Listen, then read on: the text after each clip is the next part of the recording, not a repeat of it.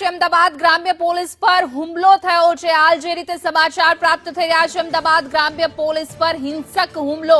અવારનવાર પોલીસ કર્મચારીઓ પર હુમલાની ઘટના, ત્યારે વધુ એક હુમલાની ઘટના સામે આવી છે। દેશી દારૂની રેડ કરવા ગયેલી પોલીસ પર હુમલો થયો છે, જેના દ્રશ્યો પણ સામે આવ્યા છે। બાંધવા પ્રસંગે ભેગા થયેલા લોકોનો આ હુમલો છે। બુટલેગરને પકડવા માટે પોલીસ પહોંચી હતી, જ્યારે દેશી દારૂના અડ્ડા પર રેડ પાડવા માટે પહોંચી હતી, ત્યારે પોલીસ પર હુમલો કરવામાં આવ્યો છે।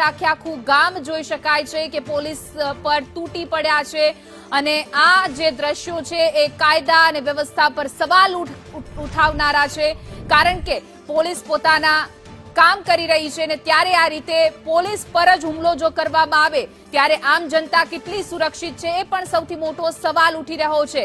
માંડવા પ્રસંગે આ પ્રકારની ઘટના બની છે। અમદાવાદ પોલીસની ટીમ પર હુમલો